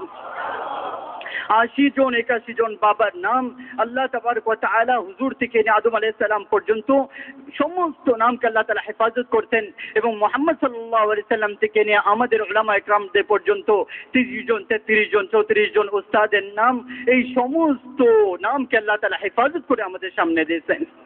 আর এই নবী আমাদেরকে বলতেছেন দুনিয়া দারু মাল্লা দারা লাহ ওয়া মালু মাল্লা মালা লাহ ওয়া লাহা ইয়াজমাউ মাল্লা আকলা লাহ। এই দুনিয়ার মধ্যে যে ঘর বানালো তার কোনো ঘর বনলো না, যে শুধু দুনিয়াকে জমা করলো তার কিছুই জমা হলো না, যে এটাকেই শুধু ঠিকানা বানালো আর আখিরাতকে বরবাদ করলো তার কোনো ঠিকানা হলো না। এই জন্য আমার মুহতারাম ভাই ও দোস্ত, আমাদেরকে চিন্তা করতে হবে যে আমাদের জিন্দেগিকে আমরা কোন দিকে চালাচ্ছি, যাতে কাকে আমরা অনুসরণ করতেছি, কার পিছনে আমরা চলতেছি। রাসূলুল্লাহ সাল্লাল্লাহু আলাইহি ওয়াসাল্লামের পিছনে আমাদের জীবনকে নেই, তাহলে আল্লাহ তাআলার কাছে আমরা দামি হয়ে যাব এবং দুনিয়াতেও আমরা দামি হয়ে যাব, আল্লাহ তাআলার নজরেও আমরা দামি হয়ে যাব। আমার মুহতারাম ভাই ও দোস্ত, এই জন্য দাওয়াত ও তাবলীগের নামে পুরো দুনিয়াতে একটা মেহনত চলতেছে, দাওয়াত ও তাবলীগের নামে একটা মেহনত চলতেছে, যার মধ্যে ওয়াহদানিয়ত, যার মধ্যে আখিরাত, যার মধ্যে রিসালাত, যার মধ্যে জান্নাত, যার মধ্যে জাহান্নাম, যার মধ্যে এইসব ব্যাপারে আলোচনা হয়। কারণ আজকে আমাদের পরিবেশ এত খারাপ যে যেখানে আল্লাহর কথা বলা হয় না, তার রাসূলের কথা শোনা হয়। এই জন্য দাওয়াত ও তাবলীগের নামে একটা মেহনত চলতেছে, যার মধ্যে মানুষের ঈমানের মধ্যে ইজাফা করার জন্য, মানুষের ঈমানকে মজবুত করার জন্য মানুষের দ্বারে দ্বারে, মানুষের ঘরে ঘরে যায় মানুষকে আল্লাহ তার রাসূলের দিকে ডাকা হচ্ছে। আল্লাহ তার রাসূলের অনুগততার মধ্যে আসার জন্য তাদের হাতে পায়ে ধরে তাদের মিন্নত করা হচ্ছে, তাদের সামনে আল্লাহ তার রাসূলের জিন্দেগি পেশ করা হচ্ছে যে আল্লাহর ওয়াস্তে আমার ভাই, আল্লাহর ওয়াস্তে আমার বাবা, আল্লাহর ওয়াস্তে আমাদেরই তারা আত্মীয়, আমাদেরই তারা ভাই, আমাদেরই তারা মা, আমাদেরই তারা বোন, তারা রাসূলুল্লাহ সাল্লাল্লাহু আলাইহি ওয়াসাল্লামের জিন্দেগি এবং আল্লাহ তাআলার হুকুমকে ছেড়ে জাহান্নাম তাদের উপর ওয়াজিব করে নিতেছে। এই জন্য আমার ভাই ও দোস্ত, তাদেরকে আল্লাহর দিকে ডাকা নিজেও এক নম্বর হচ্ছে ওয়া উমিরতু আন আকুনা আউওয়ালাল মুসলিমিন ওয়া উমিরতু আন আকুনা আউওয়ালা মান আসলামা। একটা তো নিজের সত্তার সাথে ঈমান আর পরিপূর্ণ পাক্কা মুসলমান হওয়া, আরেকটা হচ্ছে যে এই দাওয়াতের জিম্মাদারি যেটা আমাদের উপর আল্লাহ তাআলা দিয়েছেন, যে দেখেন আজকে আমরা বেশিরভাগ মুসলমান নিজের জীবনের উদ্দেশ্য জানি না, বড় বড় ডিগ্রি অর্জন করতেছি আর বড় বড় পিএইচডি হোল্ডার হয়ে যাচ্ছি, আর এটার উপর পিএইচডি ওটার উপর পিএইচডি করতেছি, কিন্তু আমি যদি না বলতে পারি যে আমি কে, আমি কোথা থেকে আসছি, আমার জীবনের উদ্দেশ্য কি, মানুষ মরে যাচ্ছে তারপরে তার সামনে কি জিন্দেগি আসতেছে, তাহলে এই মানুষ তার এই জ্ঞান দিয়ে কি সে জ্ঞান অর্জন করলো, যে এটা বলতে পারে না যে আমি কে, আমার বানানেওয়ালা কে, আমাকে কি জন্য বানানো হয়েছে। এজন্য আমার মুহতারাম ভাই ও দোস্ত, আল্লাহ তাবারক ওয়া তাআলা আমাদেরকে একটা জিন্দেগির উদ্দেশ্য দিয়েছেন, আর ওইটাই বলছেন কুল হাযিহি সাবিলি, আমার হাবিব বলে দিন এটা আমার রাস্তা। এটা আমার রাস্তা কোনো সাধারণ রাস্তা না, এটা অনেক ভারী রাস্তা, এটা অনেক ভারী রাস্তা, এটা অনেক ভারী কাজ হবে এখানে। কাজটা কি?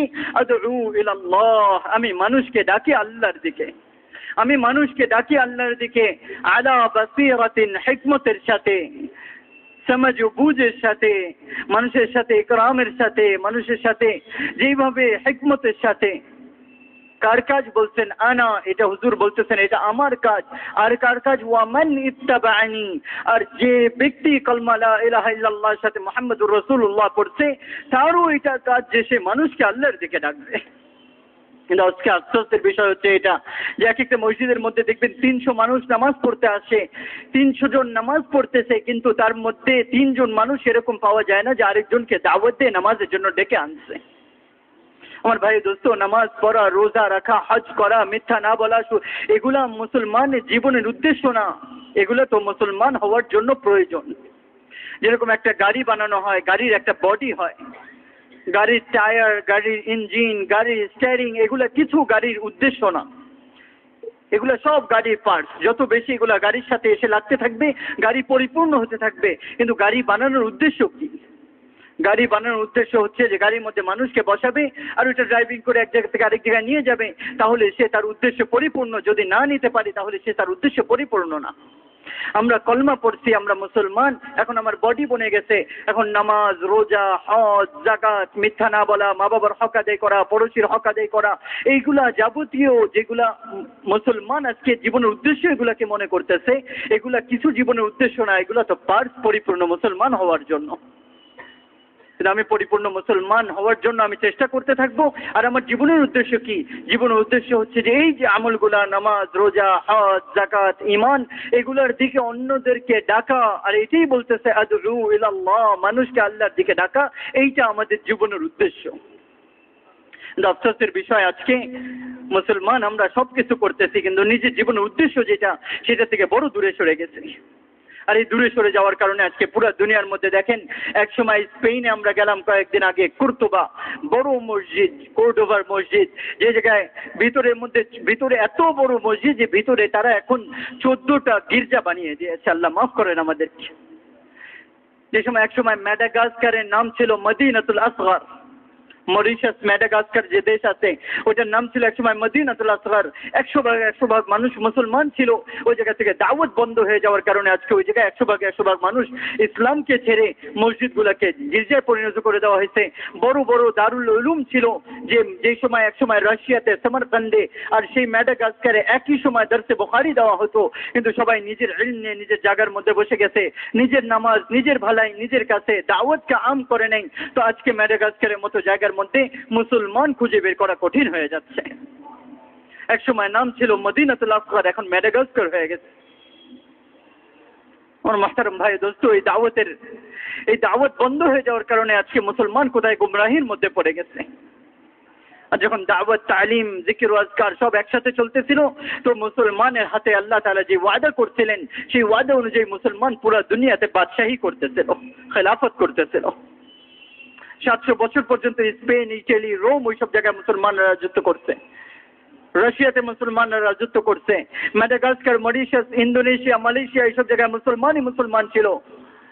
অস্ট্রেলিয়াতে ওই জায়গায় 16টা দ্বীপ আছে যে জায়গায় আমরা গেছি, যে একসময় 16টা দ্বীপে সমস্ত মানুষ মুসলমান ছিল, এখন সবাই খ্রিস্টান হয়ে গেছে।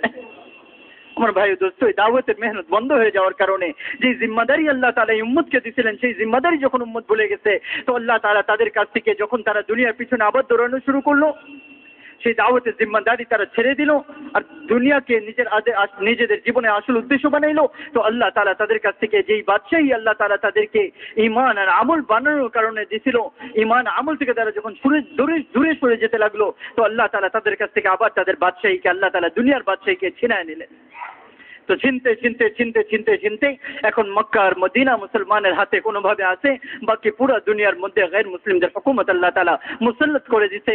কারণ আল্লাহ তাআলা ওয়াদা, যখন তোমরা ছোট জালেম হবা, বড় জালেম আমি তোমাদের উপর মুসাল্লাত করে দেব। তো আজকে আমরা ছোট জালেম হয়ে গেছি, তো বড় জালেম তো আসারই কথা ছিল। কাকে আমরা গালি দেই? আরে ভাই, তারা তো আমাদের মতোই মানুষ, আমাদের সরকার তো আমাদের মতোই মানুষ। তাদের কাছে ইমানের দাওয়াত নিয়ে আমরা যেতে পারি নাই, তাদের কাছে আমরা বুঝাতে পারি নাই। আমরা ছোট জুলুম জালেম আর তাদের আমাদের উপর বড় জালেমকে আল্লাহ তাআলা মুকরর করে দিচ্ছেন। এই জন্য আমার ভাই দোস্ত, ইমান আর আমলকে যখন বানাবো তারপর আল্লাহ তাআলা তৌফিক দিচ্ছেন, তো অল্প একটু নকল হরকতের বরকতে যখন আমরা আবার চলতেছে জামাতগুলা পায়দল ইউরোপের মধ্যে, আফ্রিকার মধ্যে, এশিয়ার মধ্যে, জাপান, কোরিয়ায়, ফিজি আইল্যান্ডে আর এরকম আমেরিকায়, সাউথ আমেরিকায়, তো আল্লাহ তাবারক ওয়া তাআলা চোখ দিয়ে দেখাইছে সুইডেন, নরওয়ে, ফিনল্যান্ড, আয়ারল্যান্ডের মতো জায়গায়, যে জায়গায় বরফের মধ্যে মানুষ থাকতে পারে না, ওইখানে পরিপূর্ণ বুরখার সাথে আমাদের মেয়েরা চলতেছে। পরিপূর্ণ পাগড়ি আর মিসওয়াক আর জুব্বা আর সুন্নত পড়ে এরকম ভাবে ছেলেরা 5 ওয়াক্ত নামাজ বা জামাত আজান দিয়ে মসজিদের মধ্যে পড়তেছে। অল্প একটু নকল হরকতে বরকতে প্রেসিডেন্ট এক মাদ্রাসার মধ্যে 2000 ছাত্র শুধু কোরআন হেফজ করতেছে। আমেরিকা, ইংল্যান্ডের মতো জায়গায়, যেটা ভারত মহাদেশ, ইন্ডিয়া, পাকিস্তান, সৌদি আরব কোথাও দেখা যায় না যে 2000 ছাত্র শুধু হেফজখানায়। অল্প একটু নকল হরকতে বরকত আমার ভাই দোস্ত। আমরা এখানে এই দাওয়াতের মেহনতের উঁচা কাম, যে জিম্মাদারি আল্লাহ তাআলা আমাদের উপর দিয়েছে, এটাকে উঁচা করব, তো আল্লাহ তাআলা হেদায়েতের হাওয়া এরকম ভাবে চালাবে যেটা আমাদের ওয়াহমে গুমানের মধ্যে আসতে পারে না, আমরা চিন্তাও করতে পারি না। আমরা ফ্রান্সে ছিলাম, ফ্র্যাঙ্কফুর্টে, জার্মানি, এক বাংলাদেশি মসজিদে ছিলাম। এক ছেলে খ্রিস্টান সায়েন্টিস্ট, 32 বছর বয়স, 2 সপ্তাহ থেকে সে স্বপ্ন দেখতেছে যে পাগড়ি পরা, জুব্বা পরা একটা লোক, দাড়িওয়ালা এরকম তার সামনে আসে। সে যখন ঘুমে এরকম দেখে তো ভয়ে লাফ দিয়ে উঠে যায় আর ঘুমাতে পারে না। 1 সপ্তাহ সে এরকম স্বপ্নে দেখলো, তো তার এক কলিগকে জিজ্ঞাসা করলো যে আমি এরকম স্বপ্নে দেখতেছি, এটা কি? তো বললো, আরে তুমি তো মুসলমানদেরকে স্বপ্নে দেখতেছো। বললো, মুসলমান বলে? বললো যে ইসলাম। বললো, ও ইসলাম, এটা তো এত খারাপ, এটা মুসলমান মারে, কাটে, ধরে। তো সে এটার উপর পাত্তা দিল না। আবার এরকম কিছুদিন যাওয়ার পর আবার স্বপ্নে দেখতে লাগলো। ঘুমাইলেই সে স্বপ্নে দেখে আর ভয়ে উঠে যায় আর ঘুমাতে পারে না। যখন রাত্রে ঘুম হয় না তো দিনের খানাও খেতে পারে না, চাকরিতেও ঠিক মতো করতে পারতেছে না, ঘুম বন্ধ হয়ে গেছে, খানা বন্ধ হয়ে গেছে। তো তার মা বাবা সব পেরেশান। তো তার মা তাকে বললো যে যাও তুমি একটু মুসলমানদের সাথে দেখা করো, মুসলমানদেরকে জিজ্ঞাসা করো যে তারা তোমার স্বপ্নে কেন আসতেছে। তো সে অনেক খুঁজে টুজে 2 সপ্তাহ পরে সে একটা মসজিদ খুঁজে বের করলো রাত 12টার সময়, যেই মসজিদের ভিতরে আমাদের জামাত ছিল ফ্র্যাঙ্কফুর্টে। তো আমরা ভিতরে রাত 12টায় ঘুমাচ্ছি, সে তো বাইরে থেকে মেন গেট বন্ধ, তো সে আর ভিতরে ঢুকতে পারে নাই। ওইখানে কাউকে জিজ্ঞাসা করছে এখানে কি মুসলমানরা আসে? বললো হ্যাঁ, এখানে তো মুসলমানরা আসে, কিন্তু এখন তো আসবে না, সকালবেলা 6টা-5টার দিকে আবার আসবে। তো সেই ছেলে -5-6 ডিগ্রি শীত ওই সে বাইরে এরকম ভাবে পুরা রাত অপেক্ষা করলো। সকালে যখন ফজরের সময় মুসলমান আসা শুরু করছে, তো সে মসজিদের মধ্যে ঢুকে চুপ করে বসে আছে, ভয় পাচ্ছে যে মুসলমানরা আমাকে ধরে পিটে কাটে কি না করে। চুপ করে বসে আছে, ভয় কাঁপতেছে, আর পুরা রাত বাইরে সে ভয়ে কাঁপতেছে। তো আমাদের ওই দিন ওই মসজিদ থেকে আমরা ফ্র্যাঙ্কফুর্ট থেকে চলে যাব হানোভার, আরেকটা শহর যেখান থেকে এই জায়গা থেকে 350 কিলোমিটার দূরে। তো আমাদের নামাজের পরে তাড়াহুড়া, দস্তখান বিছানো, নাস্তা দেওয়া, নামাজ পড়ে সালাম ফিরায় আমাদের সাথীরা এসে দস্তখানে বসছে। আমাদের জামাতের এক সাথী ওনাকে, ওই ছেলেটাকে নিয়ে এরকম ভাবে যায় দস্তরখানে আমাদের সাথে খেতে বসায় দিচ্ছে। সে ছেলেটা বসে খাওয়া শুরু করছে। তো আমাদের জামাতের আমির সাহেব, তো আমির সাহেব বসছে, ছেলেটা বসছে, আমি ওই সাইড দিয়ে ঘুরে যখন এরকম আসতেছি এদিকে বসবো, তো ছেলেটা বড় বড় চোখ করে তাকায় আসছে আমার দিকে। আমি বললাম, এরকম বড় বড় চোখ করে কেন তাকায় আছে? ভয় পেলাম, এসে ওর পাশে বসলাম। ওর পাশে বসার সাথে সাথে দেখলাম ও খানা বন্ধ করে দিছে আর এরকম বলতেছে, আই স ইউ, আমি তোমাকে দেখছি, আমি তোমাকে দেখছি, আমি তোমাকে দেখছি। তো আমি কাছে যাই, শুনতে চেষ্টা করলাম কি বলতেছে। আমি বললাম, তুমি আমাকে কোথায় দেখছো? আমি মনে করলাম ওই জায়গায় আমরা 3 দিন থেকে কাজ করতেছি, সে হয়তো আমাকে রাস্তাঘাটে দেখছে। তো বললো, I saw you in my dream, আমি তোমাকে আমার স্বপ্নের মধ্যে দেখছি, তুমি আমার স্বপ্নে গত 2 সপ্তাহ থেকে আসতেছো, কেন তুমি আমার স্বপ্নে আসতেছো? আমি বললাম, তোমার নাম কি? সে বললো, আমার নাম হেনরিক গাস্টাফসন। আমি বললাম, তুমি মুসলমান না? বললো, না, আমি তো খ্রিস্টান, আমি একজন সায়েন্টিস্ট। আমি বললাম, তুমি এখানে কিভাবে আসছো? বলে, আমার মা আমাকে এরকম পুরো ঘটনা এসে আমাকে বললো যে আধা ঘন্টা আমি পুরো রাত বাইরে অপেক্ষা করতেছি আর তারপরে আমি আসছি, এই ব্যাপার। বললো, আমি তো বড় পেরেছান, 2 সপ্তাহ থেকে ঘুমাইতে পারতেছি না, তুমি আমার স্বপ্নে আসতেছো, কি ব্যাপার? তো আমি আমির সাহেবকে বললাম, আমির সাহেব, এই ছেলেটা তো খ্রিস্টান, তাকে আপনি এখানে এসে বসায় দিচ্ছেন মসজিদের ভিতরে। সে বললো, আরে না, মুসলমান, সে তো মসজিদের মধ্যে বসেছিল। আমি বললাম, না আমির সাহেব, সে এই ঘটনা 2 সপ্তাহ থেকে এসে স্বপ্ন দেখতেছে আর এরকম ঘটনা। তো আমির সাহেব বললো যে না, হয়তো বা কি, ছেলেটা দেখো না মাথা খারাপ হয়ে গেছে, চোখ মুখ লাল, হয়তো কোনো নেশা টেশা করছে। আমি বললাম, নেশা করে নেই, 2 সপ্তাহ থেকে সে ঘুমাতে পারতেছে না আর পুরো রাত বাইরে বসেছিল। আমির সাহেব, সে তো মুসলমান, তার সাথে একটু কথা বলি, হয়তো বা সে ইসলামের মধ্যে চলে আসতে পারে। তো আমির সাহেব বললো, না দেখো আমাদের তাড়াহুড়া। আমি বললাম আপনারা একটু সামান উঠান, আমি আসতেছি। সবাই সামান উঠায় গাড়িতে অপেক্ষা করতেছে। তো সে যখন আমাকে বললো যে তুমি আমার স্বপ্নে ইসলাম কেন আসতেছো, আমি ওকে বললাম দেখো আমি তো তোমার স্বপ্নে আসতেছি যে আমাদের বানানেওয়ালা, যে তোমাকে বানাইছে, যে আমাকে বানাইছে, যিনি পুরা জগৎকে বানাইছে, উনি তোমাকে তাকে চেনার জন্য আমাকে তার জারিয়া বানাইতেছে। আমি তোমাকে ইসলামের দাওয়াত দেওয়ার জন্য আমি তোমার স্বপ্নে প্রতিদিন আসতেছি। তো সে বললো ইসলাম কি? আমি ওকে বললাম যে ইসলাম এটা, ইসলাম এটা, ইসলাম এটা। 15-20 মিনিট কথা বললাম। তো ও বললো দেখো আমি তো মনে করতাম ইসলাম এটা যে মারে ধরে কাটে, আর আমি তো দেখতেছি তোমরা আমাকে চিনো না, জানো না।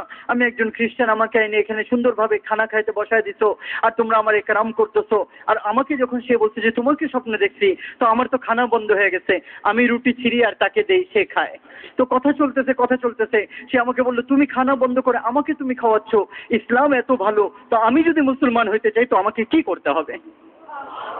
তো আমি ওকে বললাম দেখো বেশি কঠিন জিনিস না, তুমি শুধু কলমা পড়বা আর এরকম এরকম গোসল করবা, অজু করবা, তুমি তো এখনই মুসলমান হইতে পারো। সে বললো আমি যদি মুসলমান হই তাহলে কি আমি মনের মধ্যে একটা পেরেশানি আমার, আমি কি শান্তি পাবো? আমি বললাম হ্যাঁ তুমি অবশ্যই শান্তি পাবা। তো সে খানা বন্ধ করলো, আমি তাকে অজু করালাম, একজন সাথী নিয়ে আমি তাকে মুসলমান বানাইলাম। আমাকে সে জড়ায় ধরে বলতেছে তুমি এখন কোথায় যাচ্ছ? তোমাকে তো যাইতে দেবো না, তুমি আমাকে ইসলাম শিখাইছো আর তুমি এখন কলমা পড়েছো আর ইসলাম না শিখাই তুমি চলে যাচ্ছ, আমি তোমাকে যেতে দেবো না। আমি বললাম দেখো আমাকে মাফ করো, সবাই বাইরে অপেক্ষা করতেছে। ওর কাছ থেকে কোনো রকম হাত ছড়ায় যায়, গাড়িতে বসলাম। গাড়ি অল্প একটু যাওয়ার পরে গাড়ি পাঞ্চার হয়ে গেল।